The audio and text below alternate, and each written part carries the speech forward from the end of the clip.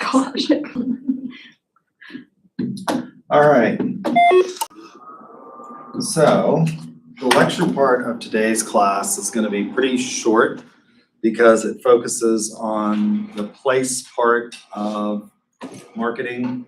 And there are fewer, I think, ethical issues involved with place than there are obviously in promotion, which this will give you time to work in your groups today, at the end of class today, and all of class on Thursday for the first part of the promotion critical thinking challenge. So we won't meet on Thursday. You'll be working in the groups on the first part of the critical thinking challenge, which will be to identify 3 ads that you think are great ads and provide video links of those so that we can watch them and talk about why you think they're great ads. And then we're going to look at the ethical issues in those ads, why you think they're great ads and what ethical issues you might have. Obviously, advertising has a lot more ethical issues in it, in that you can really see the ability to impact people's decision-making through manipulation, through the promotion part of marketing. So there's less in place, so the lecture will be short. You'll get in your groups, work on finding 3 ads that you think are great, identifying what you think are the ethical issues in those ads. And then the second part will be to use AI to develop an ad that you think is effective based on the criterion that we'll come up with a week from today on what you think makes an ad great, why you think it's a great ad, and then how you think you make a great ethical ad that appeals to the rational individual and that the will is not overborne. So we'll talk about place for just a little bit, and then you'll have the rest of the time to work on those projects, which this is the fun part after we get through place. Promotion is the fun part of marketing because it's the part of marketing that we all think of as being marketing. This is the part of marketing that we don't think of as being marketing, the place part of marketing, but it's one of the oldest subfields of marketing. So we organize the marketing discipline around the 4 Ps: product, price, place, and promotion. And we're going to focus on how you get the place in the 4 Ps and what that entails. Why I say this is one of the oldest subfields of marketing is because the academic discipline of marketing really starts with a recognition that once you start to produce more than you can consume or just sell in a very limited local market, it becomes much more important to get those products from the producer to the consumer in an efficient manner. So if we went back in time, again, at the beginning of class, I talked about the fact that marketing as an activity has ancient roots. We don't know when the first civilization really formed. I mean, there are echoes of this in the Fertile Crescent in Mesopotamia, and we think that that may be where the first societies started to form. But after we come out of what we might call the primitive psyche, primitive man, and we start to form groups, we obviously engage in marketing because as you form groups, what happens is you begin to engage in specialization. Hunter-gatherers segregated tasks according to sort of abilities, right? So you had people that gathered the food, and then you had people that hunted the food. And historically, that was, the females gathered food, the males hunted, and you had this division of labor sort of along those very basic lines. And we get the first, sort of practices of marketing at that point in that you have specialization. People come up with, leather working and making clothing and stuff like that and trading it amongst themselves. And so you have this activity of marketing that occurs very early on, but the academic origins of marketing really belong, the study of it from a scientific perspective, at the end of the 19th and beginning of the 20th century, because that's the point at which we start to really produce a lot of stuff that can go beyond, again, just our group and our tribe is at that point in time, because we have the ability to move things more efficiently. And so those earliest marketing academic studies really focused on not so much the promotion, which is the part that we all think of as being marketing, but in how you get goods to market. Again, because at the beginning of the Industrial Revolution, although goods and services became more widely available, it was still a limited number of producers that were producing this stuff in large quantities. And so if you had these things, they were probably going to be bought. It was getting them to people. So if you think about this, Henry Ford, right, produces the first mass-produced automobile for a ordinary sort of middle-class market. There were automobiles before Henry Ford, right? He didn't invent the automobile, and he didn't invent one of the things that people think he invented, which is the assembly line. There had been assembly lines before Ford. What he did add to the assembly line was the moving assembly line. The idea that the product moved along down the assembly line rather than having workers come to in the older assembly lines, you would have workers that would move, from station to station to station as they did their part of the product. So he perfected, I guess, the assembly line by adding to it. Now, when you start to produce at that level, right, you're going to need a larger space. So again, if we go back to the pre-industrial era where people are making things out of, their home, it wasn't that there weren't, again, specialties and people making stuff. So how did you sort of, light your home and your workspace in the pre-industrial era before we harnessed electricity and provided for that? Well, people used candles and oil lamps and things like that. And those candles were oftentimes made locally. There weren't like national candle companies that made them. One of our founding fathers, the only founding father, and the one that I told you became his own sociological experiment, Benjamin Franklin, grew up. His father made candles and soap and sold it, right? And then he was apprenticed to a brother who was a printer, and that's how he learned the printing trade.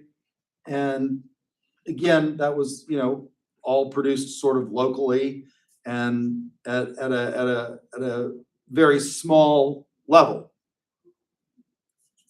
Then we get to the Industrial Revolution, the invention of the assembly line, and we start to see that people can manufacture stuff and they can scale it. So cars before Henry Ford were luxury items. They were really novelties for the wealthy. They were handcrafted. You would have a car builder that, had a very small workforce, for example, that put all of it together in sort of a largely customary fashion.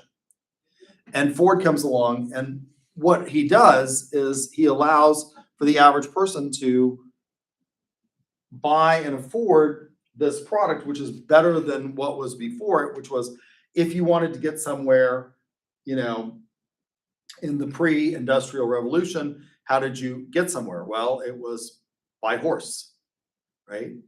One of the reasons that we have as many colleges in Oklahoma as we do, and we have lots of little colleges all over the state. When I first got my PhD and came back, there wasn't a position here at UCO the first year that I came back, so I taught at Northwestern Oklahoma State. Does anybody know where Northwestern Oklahoma State is? Nobody knows where Northwestern Oklahoma State is. Alva? It's in Alva, yeah. It's in Alva, America, which is a horrible place, by the way. If you've ever been there, there's like nothing to do in Alva. I got new ducks. I got these at the Challenger Sales Institute. Loves was handing out ducks. So I got those, and there was another companion, Comparion, I'm sorry, Insurance was handing out these ducks. So I got some new ducks. The reason that we had a lot of these schools in places like Alva, Oklahoma, is there any reason for Northwestern Oklahoma State to exist now? Probably not, was because you had to provide teachers for the local population. And because people had to ride horses, the land run, we just had the land run in Oklahoma or the memorial of the land run, and it's celebrated in my hometown of Guthrie. And it happened on April 22nd, 1889, and people ran to stake claims for land by horseback. They also came on the train. There was one guy that rode a bicycle, but the primary mode of transportation back then was the horse. And so it wasn't convenient for people who lived up in the northwestern part of the state to, ride their horse to Edmond, Oklahoma, to the oldest school in Oklahoma, which is UCO. So we established all these normal schools, which Northwestern Oklahoma State was a normal school like UCO. And by normal, that meant they were teachers' colleges, right? They taught people how to teach subjects like math and reading and writing and for the primary, secondary education level. So you have these colleges at the places where people are, or closer to where they are. And of course, that's one of the reasons that we had dorms and people went off to college historically, because it was a long distance to go and you had to have a place to live. Then we get Henry Ford, who invents the automobile. And because he's got this huge factory, he's able to make this product that the average person can afford. Now, you all wouldn't want a Ford Model T, because as the saying goes, you could have a Ford Model T in any color so long as that you wanted, so long as the color was black. That's right. As long as you wanted black. That was the only color that they produced the Model T in, was black. Why? Because if you're going to mass produce something at that point in time, in the early parts of the Industrial Revolution, mass customization was not something that was really possible. We can now engage in mass customization of products at a much more rapid pace than we were before, because the labor that it takes to produce a lot of these products is de minimis because they're produced by machinery, right? So you've got things like, for example, have I shown you this before?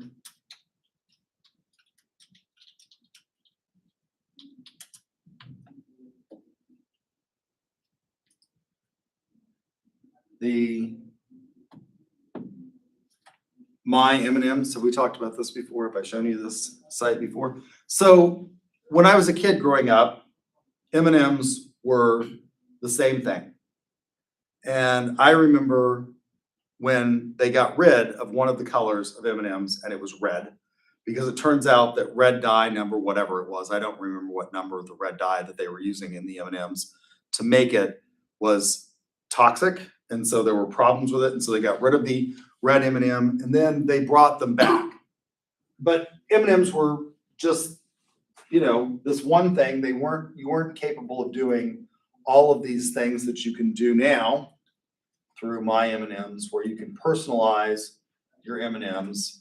And they brought back the red color, so you can go over here and you can select the colors that you want in it's no longer just, there was, when I was a kid, again, growing up, there was blue, brown, yellow, red, and green, I think. And then they got rid of the red M&M, and then they figured out a new dye that they could use, and they brought it back. You can now have all kinds of different colors of M&Ms: pink, orange, light purple, aqua, black, dark blue M&Ms. And you can go through the process of creating your M&Ms, so you can pick your colors.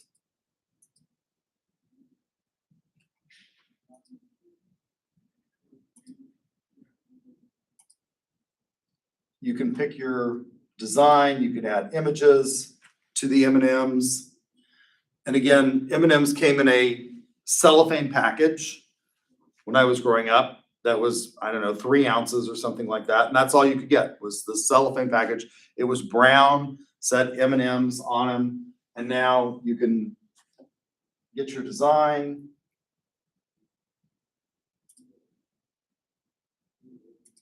You can upload an image. And then you can select the packaging.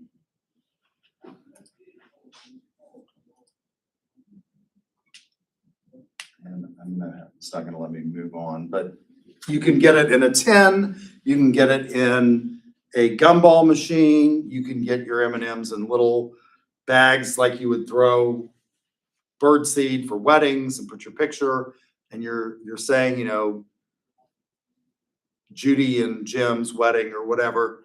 And so we're engaging in this mass customization because we can do this at a much more efficient way than we were able to do in the past. What that means is that the goods are being produced largely in central locations. So historically, cars were built in the United States in Michigan. And why did they choose Michigan in the Northeast? Well, because a lot of the raw products that you needed to produce these cars were in that area. Steel mills were located in that area. So you could get a lot of there was sort of a symbiotic relationship with suppliers of goods that you needed.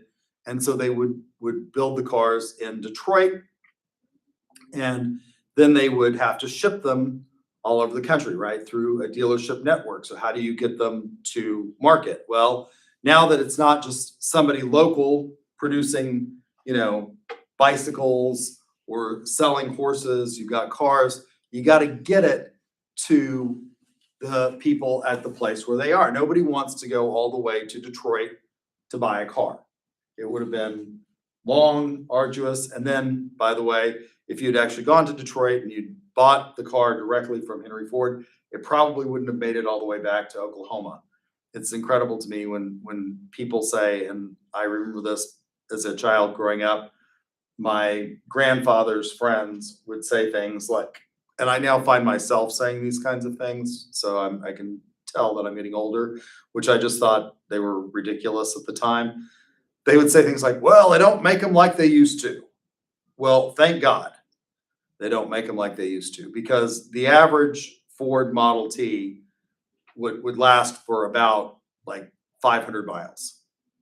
And then, you know, you were having to replace all of the parts. Why? Because the manufacturing process was just not what it is today in terms of the ability to manufacture a car now. And when I was a kid growing up, people thought if your car had 100,000 miles on it, that was a lot.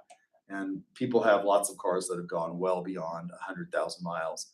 One of my friends was talking about the fact that he needs to get a new car, and his current car has 289,000 miles, almost 300,000 miles on it. It's a Honda, so it's still probably got another 100,000 miles on it, in spite of the fact that he is not a meticulous caregiver of his cars. So you got to get these things, and that's when marketing as an academic study really takes off. Is how is it? There's not a lot of competition, so we don't really need a lot of promotion for the Model T. It sort of would sell itself by virtue of the fact that although it would only go something like 500 miles, most people didn't go very far back then. They went to church on Sunday, so you didn't need a car that would go hundreds of thousands of miles. There wasn't an interstate system across the United States that connected the entire country. If you were going to go long distance in that day and age, you were going to get on a railroad and go on the train. And so you didn't need a car. You know, you sort of needed a car to get to local places more efficiently than the horse and wagon that you probably had before. And you didn't want to go all the way to Detroit to get it. And as I said, it would have been bad, because if they had gone all the way to Detroit and you lived in Oklahoma, you were probably going to have to rebuild the entire car multiple times on the drive down from Detroit to Oklahoma. So how do we get this here? Well, this is where the early studies in marketing. So marketing is really born of a need, and in many respects, it's out of departments of agriculture and agricultural economics that we start looking at how it is that we get these products like the Model T or cheese. Again, historically, you bought cheese from a local producer. You didn't get it from Europe. Where does the finest cheese in the world come from now? Well, you know, it depends on the cheese, but a lot of it comes from Europe. If you want really good, fine cheeses, they come from other places. In the United States, where's the biggest cheese producer in the US, or one of the biggest cheese producers? I think the state is the biggest cheese producer still. Minnesota. Close. Wisconsin. It's Wisconsin. Yeah, it's Wisconsin. So they produce a lot of cheese in Wisconsin. We used to go to a sales competition in Wisconsin called Great North Woods. And you can get all kinds of, it's incredible to me. You go to the grocery store up there, they have no fresh products, hardly at any of their grocery stores. They have tons of cheese and processed meat products. Why? Well, Wisconsin is cold and snowy, and so they don't produce a lot of fresh vegetables. They produce a lot of cheese, a lot of processed meat products. That has a shelf life. And so once you start producing more than you can sell in Wisconsin, how do you get that out of Wisconsin and to the rest of the country? Well, these studies in logistics started in schools of agriculture on how it was that we were going to get products in the most efficient manner possible to the locations where we needed them or where consumers wanted them. Now, a lot of this doesn't really involve a huge amount of ethical thinking. There are things that are sort of beyond morality until you start getting more and more products that are cheaper and cheaper produced, and you can get them there more and more efficiently. And you're able to sell things that maybe people not just don't need or don't want, or they want if you're going to make a profit, but that are actively bad for them, right? So we start moving things like the Model T in various ways to get it through a dealership network to local communities where people could buy it. And at that point, that's when the academic discipline of marketing emerges, as these people are trying to figure out really how it is that we get these products where they need to go in the most efficient method. So this is what we call logistics, and some of the earliest studies in marketing are logistics studies. Like I said, at the University of Wisconsin, where they did sort of these studies on how you're going to get your product from farm to market in the most efficient manner. There's a modern example of somebody who does this. She's not a marketer, but she does a modern marketing study. She's a journalist.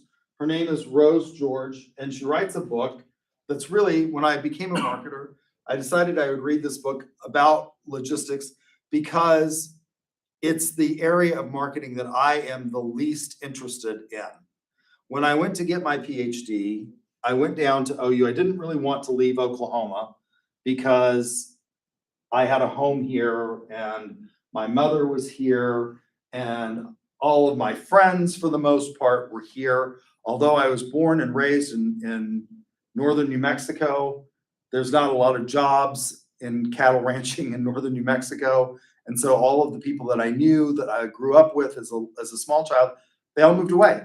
They didn't want to stay on the farm, and they moved away. And so my real formative years in terms of building friendships were here in Oklahoma, and it was through college, my college years in Oklahoma, that I built most of the lifelong friends that I've had. And so I didn't really want to move away and go someplace else for PhD school. I was a lawyer. I was licensed to practice here in Oklahoma. And so I thought, well, that's convenient because maybe I can drum up some business on the side that will help me pay or finance my PhD program. But I went down to OU, and I went up to OSU to talk to them about getting into the PhD program up there. And they hadn't graduated anybody in 8 years from their program at that time. And I thought, well, don't want to go there, because if they're not graduating people, it means that you're, maybe going to have a hard time getting through the program and getting the job, which I wanted, because like most people who get their PhDs in business, I wasn't in my 20s. Most people who get the average age of the candidates in PhD programs in business is 40 years old. It's people who have gone out into industry and figured out that they don't really like it, that they want to do something else, which is what I did. I went out into industry and figured out that I wanted to come back to a institutional university setting because I didn't really like industry that much. So I went down to OU, and they were actually graduating people. They had people that were graduating every year from their program, unlike OSU at the time. And I talked to the chair of the department down there, and she said a couple of things that made my blood run cold. One, the first was, she said, well, we're a logistics school, and I hope you're interested in logistics, because that's what we study in this program. And I thought, I can't imagine anything more horrific than studying logistics. Like, I just feel like that would be so boring. And Rose George does this. So she writes a book. She does this kind of logistics study, and it's called 90% of Everything. And what she does is she starts out by asking people. Now, I think I've mentioned this in the past, because I've mentioned this book in the past. She starts out in her native England asking people, how much stuff do you think we get through shipping? And it's incredible the answers that she gets. I think I've mentioned this to you in the past, because England is an island country. You would think that they would think that a lot of stuff comes to them by shipping. And the answers that she got was like, oh, not much, maybe 20%. 90% of everything comes to us via ship at some point in time. Now, almost everything is transported in a multimodal fashion now, because we've recognized through these logistics studies that it's going to take multiple ways of getting things to people. But the vast majority of it, particularly products that we use all the time, are produced somewhere else and then shipped here. Now, Apple does not do this. So she gets on this container ship, and she spends, I don't know how much time, but she goes all the way through one cycle on this container ship. And I can't remember how long that is. She goes through the Suez Canal on the container ship. She goes, past Somalia, which is infamous for having pirates that kidnap or hijack these ships and hold them for ransom off the coast of Somalia, and around, the Cape of Good Hope and up. And she does this whole thing where she follows the tracking. And so everything on a container ship, is moved at a very cheap fashion. So to send something that's about the size of your phone, which Apple doesn't, Apple actually ships these over on cargo jets, because they think that the demand and the time is so precious that that's what they have to do. But other companies, I think like Samsung and Google, does Google still make a phone? Does anybody know? Do they still make the Pixel? They ship them on container ships. And the average cost is to ship something this on a container ship across the ocean from China, where it's manufactured, to the United States, to a port where it can get to us, is about 5 cents at the time that she did the study. It may have gone up since then. And when I ask people, how much do you think it costs to ship this, people will say something like $20. I'm like, oh, well, that's way too high. Right? Like $5. It was about 5 cents at the time she wrote the book. I'm sure it's gone up since then, because we've experienced a lot of inflation, but it's pennies to ship something this size across the ocean. And that's made possible through the study of logistics, getting things where they need to be in the most efficient and effective manner, so that you have it to the consumer at the time that they want it, right? In the place that they want it, and in the form that they want it. So this place part of marketing is really, really critical in terms of the modern economy and moving goods in the most efficient manner. Now, most of this is sort of beyond, as I said, morality, but there are some issues with logistics in place. First of all, one of the things that we see, and one of the things that the Trump administration, for example, has focused on, is as a result of these logistics studies and the efficiencies that we have created, what has happened to a lot of the jobs in the United States. If you went back again to the beginning of the 20th century, there were lots and lots of jobs in manufacturing for people who produce things like automobiles, textiles, and all of that has largely gone where? Robots. What? Like robots doing it, or like an. Well, some of it, but a lot of it, I mean, there's stuff that is not produced by robot, but where have those jobs gone? And this has been, again, one of the things that the current administration has tried to focus on. China. It's gone to China. Why? Because labor is cheaper in China. So once you get the logistics down, where you can get something for the cost of shipping it from China to the United States to about 5 cents, it makes more sense to put those jobs where they're the cheapest. One of the things that she discovers in this study that she does, which early agricultural economists, who were some of the first marketers, academic marketers, did was they did the same thing. They get on trains and ride and figure out which was the fastest routes to get stuff from farm to market. And one of the things that she learns on this journey is that, for example, fish, they eat a lot of fish in Scotland. Why? Well, Scotland is part of the island that is the United Kingdom. And because it's an island nation, they have grown up eating a lot of fish. I would not do well there. That's a whole thing in the United Kingdom. Fish and chips is a big item that they eat a lot of. Battered fish. That's largely cod. It's caught, in and around that area. And it's cheaper to send those caught fish that were caught off the coast of Scotland to China to be filleted and then shipped back than it is to fillet them in the United Kingdom. That's what logistics has done, right? In terms of its impact on postmodern marketing.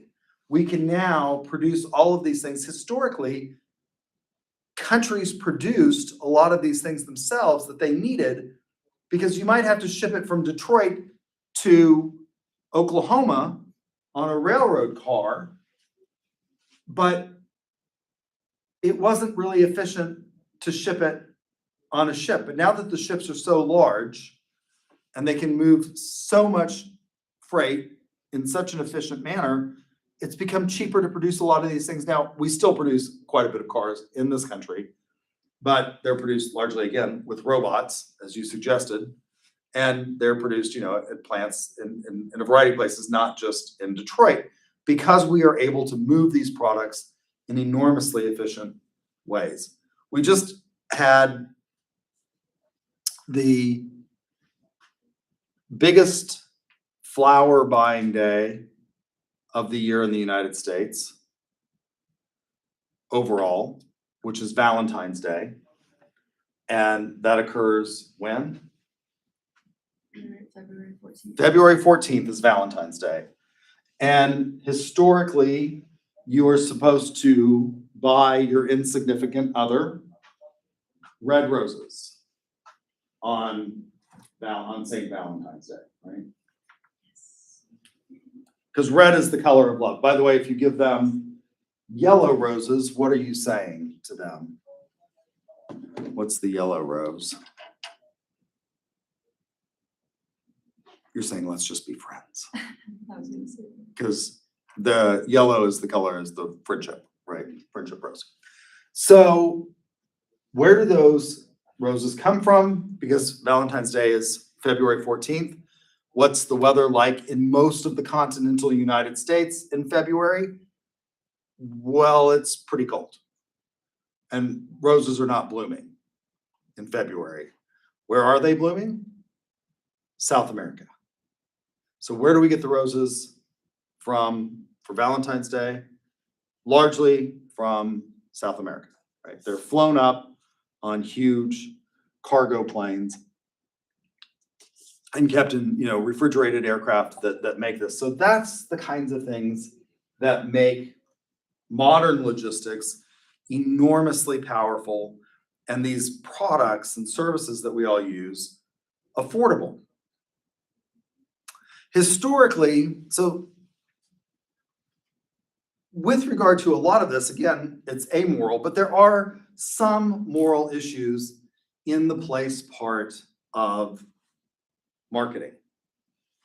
And they involve things like, as a society, should we encourage the return of manufacturing jobs to the US And, and that's both got economic and moral considerations. A second issue that we get with regard to this now ability to get things to people in a very efficient fashion is whether or not we should expose people to some of the products or services that may have profound moral implications for them. Well, what are some of those implications? One of the things that this has now allowed us to do is to receive information that may be morally problematic in a very efficient way. If you went back in time, for example, we could monitor this, and lots of states did. In a case called Miller versus California in 1973, for example, we limited the access to obscene materials to people. And we said, for example, in Oklahoma, that those materials were illegal to sell into the state of Oklahoma. And Miller allowed for this. So Miller in 1973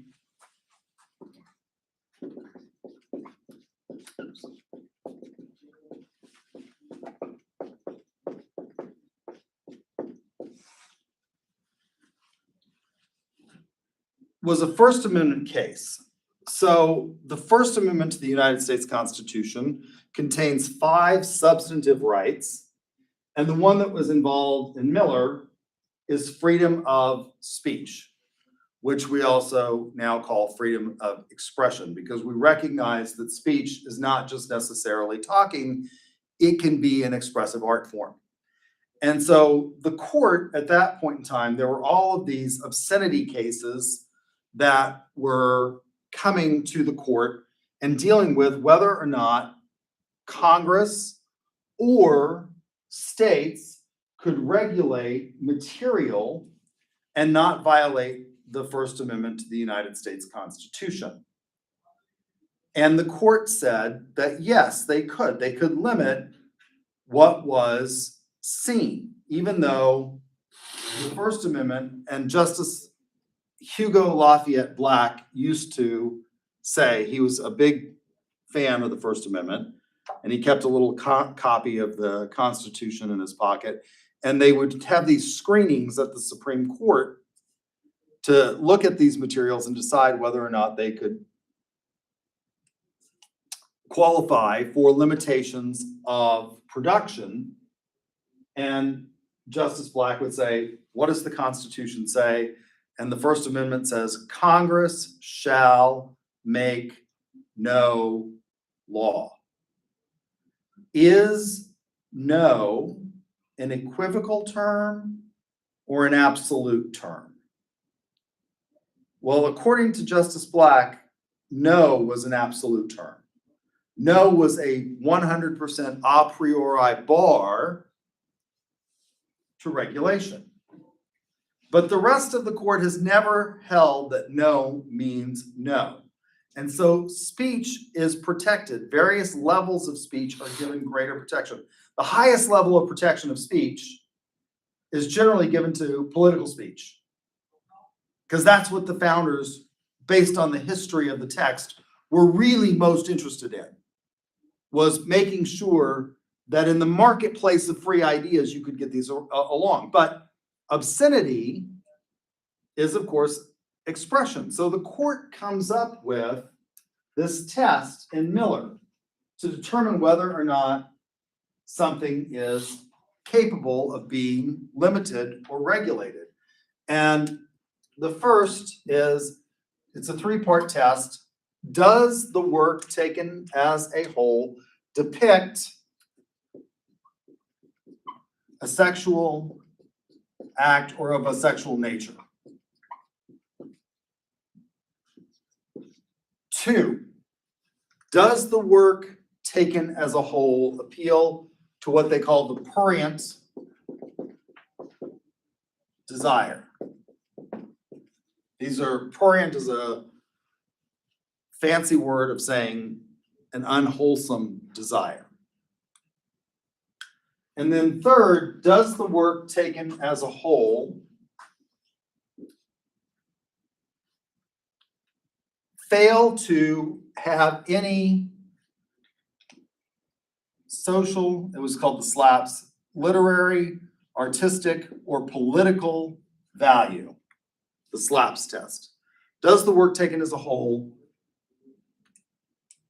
lack any, scientific, literary, artistic, political, or social value, SLAPS test. So it's a three-pronged test that they use to evaluate this work.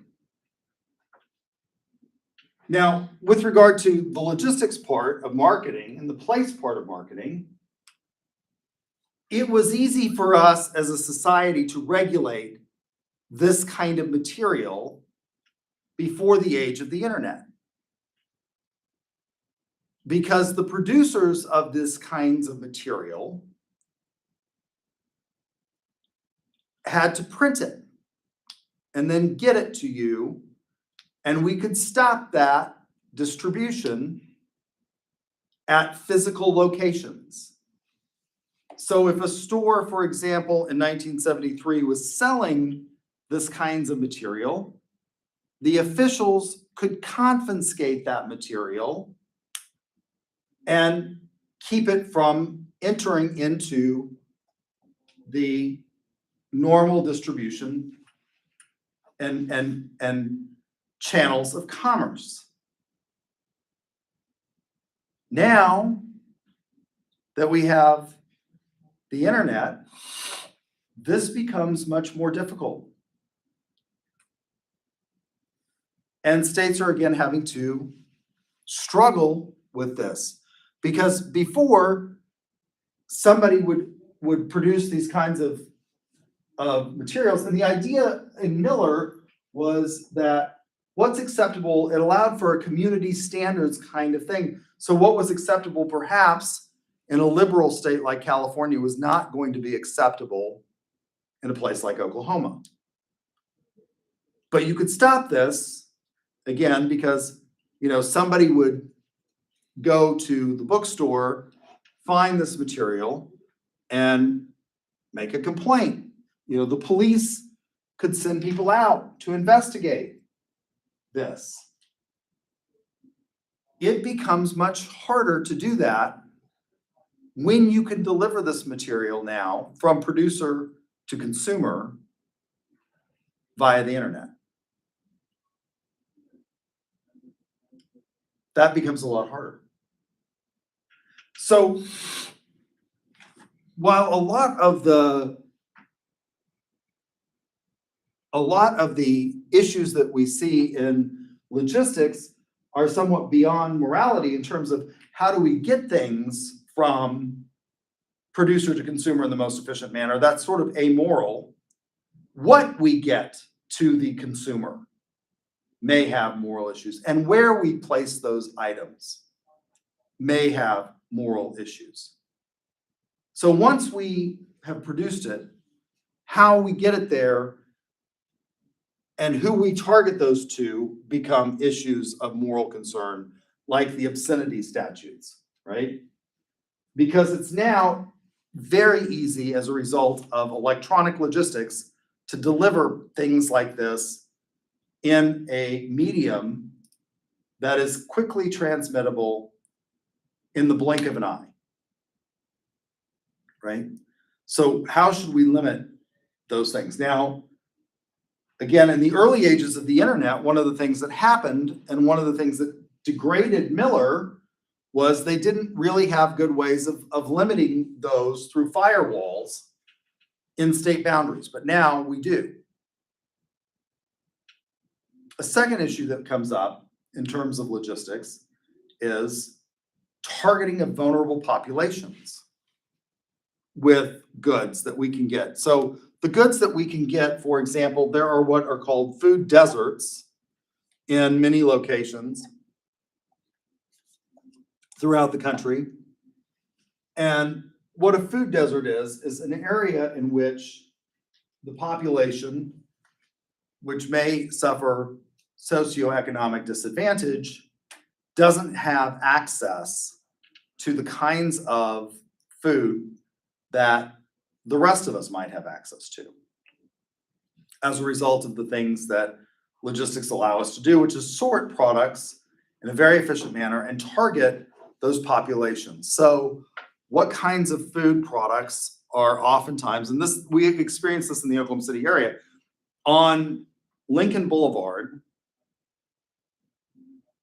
to the east of Lincoln is an area that is, in many respects, it has had a lower socioeconomic status than other areas of the city. And the grocery stores around there don't carry a whole lot of fresh produce.